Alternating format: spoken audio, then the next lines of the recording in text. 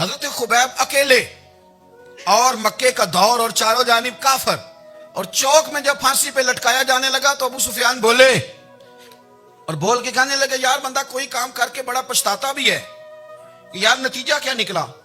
تو معاذ اللہ آپ کا بھی نتیجہ تو پھانسی ہے، تو آپ کا کیا خیال ہے؟ یہ آپ یقین کریں کہ لوگ صحیح صحیح ساتھ چلتے ہیں، تھوڑی سی دشواری اٹھانی پڑ جائے تو کہتے ہیں میں گاڑی ٹھیک تھا، پر انہی پتھروں پہ چل کے اگر آ سکو تو آؤ، میرے گھر کے راستے میں کوئی کہکشاں نہیں ہے۔ لوگ نا میٹھا میٹھا کھانا چاہتے ہیں، تھوڑا کڑوا آ جائے تو مصیبت بن جاتی ہے، کہتے ہیں سارے فلانے سے پیار کریں گے تو میں کروں گا، سارے مخالفت بھی کریں گے تو ہم انشاءاللہ پیار ہی کریں گے۔ یہ کیا بات ہوئی کہ ہم زمانے کا رنگ دیکھ کے چلیں گے؟ اب بعض لوگ پچھتا رہے ہوتے ہیں۔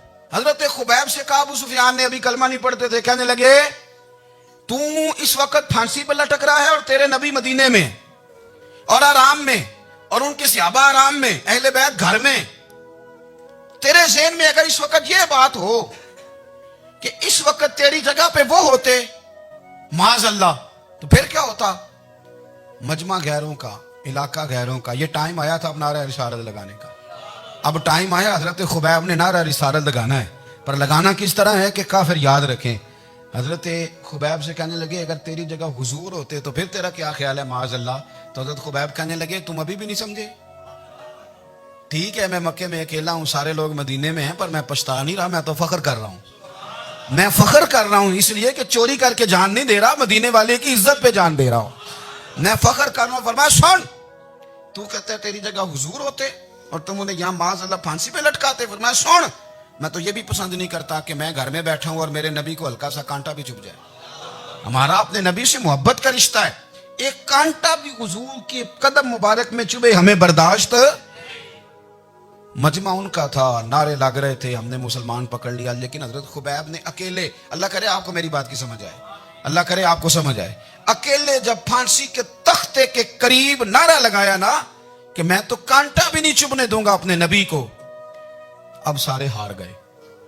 اب اس ایک جملے نے نا ان کو شکست خوردہ کر دی، اب بول کچھ نہیں سکتے تھے، گردنیں جھک گئیں، اور جب سناٹا چھایا تو ابو سفیان ساتھ والے سے کہنے لگا باقی ساری باتیں اپنی جگہ پر ہیں، پر اصحاب محمد سے پیار تو بڑا ہی کرتے ہیں نا، اور وہ کچا رنگ للاری والا جیڑا چڑھدا تے لیندا رہندا، اے عشق تیرے دا رنگ محمد چڑھ جائے پھر نہیں لیندا۔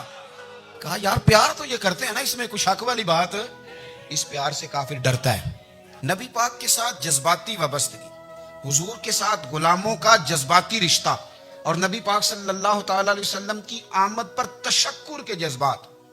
امام رازی نے لکھا ہے کہ حضرت موسیٰ کلیم اللہ علیہ السلام نے تورات کی تختیوں کے اندر ایک امت کا ذکر پڑھا کہ جو امت گناہ کا ارادہ کرے گی تو گناہ لکھا نہیں جائے گا جب تک کر نہ لے، اور نیکی کا ارادہ کرے گی تو رب ان کی نیکی لکھ دے گا، اور جب وہ کر لے گی تو اللہ 10 گنا اجر عطا کرے گا، اور وہ ایسی امت ہوگی کہ جن کے چہرے قیامت کے دن نور کی طرح چمکیں گے، اور وہ امت ہوگی جن کی اللہ تعالیٰ زمین ساری پاک فرما دے گا، جہاں نماز پڑھیں گے نماز ہو جائے گی۔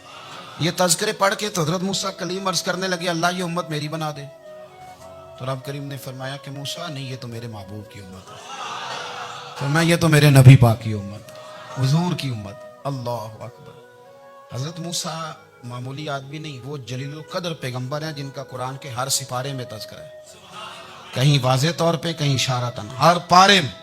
اور حضرت موسیٰ اللہ کے وہ نبی ہیں جو رب سے ڈائریکٹ باتیں کریں کوہ طور۔ کہا اے موسیٰ یہ امت تو میرے نبی کی ہے، تو حضرت موسیٰ علیہ السلام عرض کرتے ہیں، امام رازی نے لکھا ہے، کہتے ہیں اے اللہ پھر مجھے اپنی نبی کی امت میں شامل کر۔ او یار ہمیں لوگ کہتے ہیں میلاد نہ مناؤ، جس امت میں آنے کے لیے حضرت موسیٰ نے دعا مانگی، جس محبوب کی غلامی کے لیے، ہمیں تو دعا بھی کوئی نہیں مانگنی پڑی، اللہ نے فضل سے ہی مدینے والے کا غلام بنا دیا۔ تو ہم حضور کے تذکرے نہ کریں، ہم تشکر نہ کریں، ہم نبی پاک صلی اللہ تعالی وسلم کی نعت نہ پڑھیں، ہم حضور کے آنے پر جشن کا اظہار نہ کریں، ہر وہ جائز طریقہ جس سے اظہار خوشی ہو سکے وہ میلاد پہ کرنا چاہیے، اور اس کے لیے اسباب بنانے چاہیے۔ امت کا ایک جذباتی انداز ہونا چاہیے نبی پاک کے ساتھ، ایک وارفتگی، ایک ذوق، ایک طبیعت کے اندر وجدان۔ نعرہ مطلب اس طرح نہ ہو کہ بس چل رہا ہے کام، میں نہیں ہوں قائل، میں کہتا ہوں پہلے تو کوئی لگائے نا، اور پھر نعرہ جب لگتا تھا نا تو مسلمانوں کے یہاں نعرہ لگتا تھا تو بڑے بڑے لوگ کانپ جاتے تھے، सूफिया ने लिखा है कि हजरत उमर ने जब कलमा पढ़ा ना तो 39 बंदे कलमा पढ़ते थे। तो नबी पाक ने रात को दुआ मांगी, ऐ अल्लाह उमर को मुसलमान करके इस्लाम को इज्जत दे। हजरत उमर सवेरे आ गए। उसमें वो तफसील में नहीं जाता, बात लंबी। हजरत उमर जब आए ना और उन्होंने आते जब कहा ना कि मैं कलमा पढ़ने आया हूं, तो हुजूर इतने राजी हुए कि नबी पाक ने कहा अल्लाह अकबर। तो सहाबा ने नारे लगाए अल्लाह अकबर अल्लाह अकबर, यानी 40 लोग मुसलमान हुए तो नारे लगे। हमारे सूफिया कहते हैं हजरत उमर के आने पर जब नारे लगे तो बताओ कि वो तो नारा तकबीर लगा, नारा रिसालत क्यों नहीं लगा? तो कहते हैं गोया हमें हुजूर ने ये समझाया है, हुजूर के इशारों ने समझाया है कि मैं अब अपने नारे खुद तो नहीं ना लगाऊंगा, मैंने तो अल्लाह अकबर कह दिया, उमर आ गया है, मेरे नारे लगाता रहेगा। नारे लगेंगे। हजरत उमर ने पहले दिन ही कहा कि हुजूर आप सच्चे रसूल हैं तो छुप छुप के नमाज क्यों पढ़े?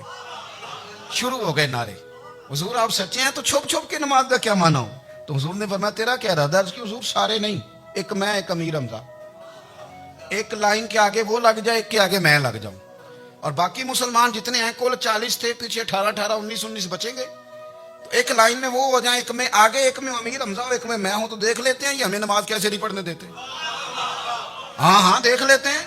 आए ना मैदान में, इधर आ सितमगर हुनर आजमाए, तो तीर आजमा हम जिगर आजमाए, और गुलामाने मोहम्मद जान देने से नहीं डरते, ये सर कट जाए यहाँ रह जाए कुछ परवाह नहीं करते। फरमाया भी पता चल जाता है। एक लाइन में हजरत अमीर हमजा हो गए, एक में हजरत उमर हो गए। पहले ये मारते थे, जो हरम शरीफ में मुसलमानों के तरीके पे नमाज पढ़ता था। ये जुलूसों की बड़ी बरकत है, अंदर बैठे रहे ना चुप करके, निकल जाएं तो पता कुछ भी नहीं चलता। जब निकलते हैं ना लोग कहते हैं जुलूस क्या का माना है, तो मैं बताता हूं ना जुलूस का माना क्या है। हजरत उमर ने बाहर निकले, 2 लाइनों का जुलूस, लंबा भी कोई नहीं, बंदे भी 40, और जनाबे फारूक आजम बाहर निकले तो उमर का नारा, उमर का। हजरत उमर ने यूं करके आस्तीने बाजू की चढ़ा ली और अपने गले में जो उनके रुमाल था ना उसको यूं सीने पे बांधा, और इस हाथ में तलवार थी तो यूं करके बाहर लहराई। कहने लगे ओ मक्के के काफिर, इधर आओ मेरे सामने।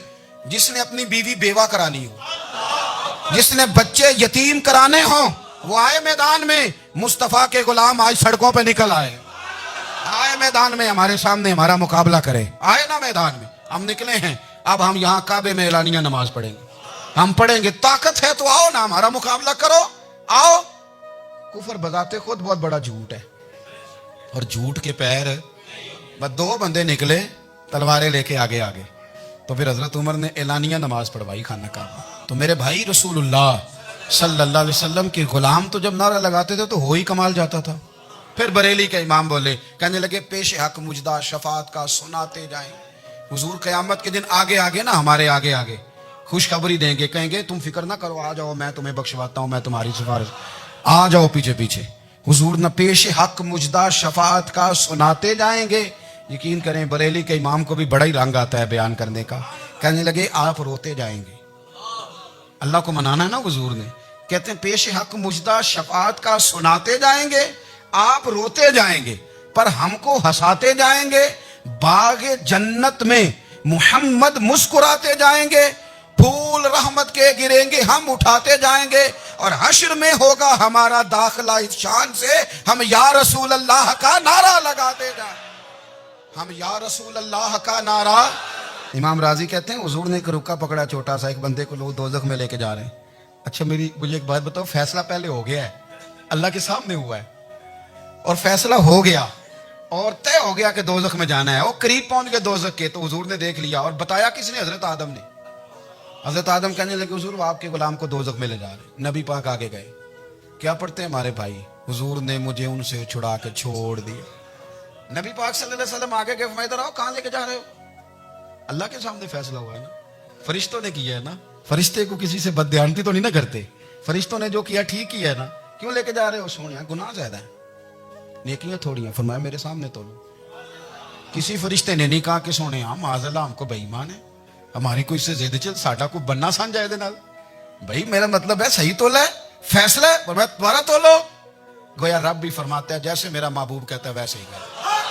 और कोई नहीं, दोबारा तोल लो, कोई हर्ज नहीं, तोलो ना दोबारा। फरिश्ते दोबारा आएंगे, उन्होंने दोबारा तोला, एक पलड़े में नेकियां, एक पलड़े में गुनाह। अब वो गुनाह फिर ज्यादा निकले तो नबी पाक ने ना जेब से इतना सा रुका निकाला। रुके का भी कोई वजन होता है, वो हुजूर ने नेकियों के पलड़े में रख दिया, नेकियां बढ़ गई, फरिश्ते भी चुप कर गए। चलो भाई जन्नत में।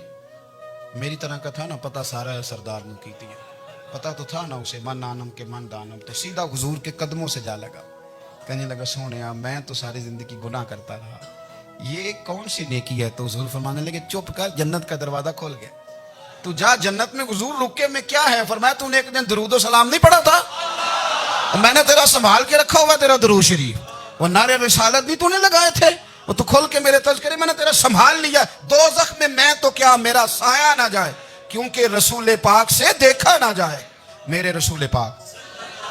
اور میری بات سنو, میں بھی آپ کو کھانا نہیں کھلاتا, لنگر میرے سنگی کھلاتے ہیں, میرے دوست آپ کو کھانا پیش کرتے ہیں.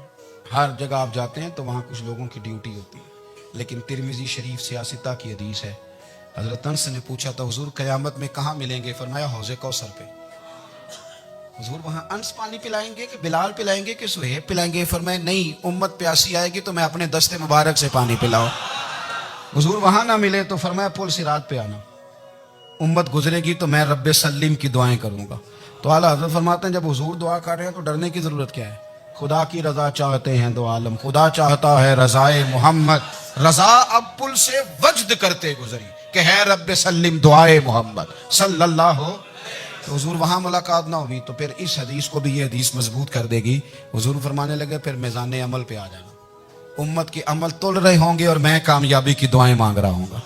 تو جس کے لیے حضور دعا مانگیں گے ناکام ہوگا, ناکام ہوگا. اپنے بچوں کو حضور کی محبت سکھائیں, نبی پاک صلی اللہ علیہ وسلم کی غلامی کریں.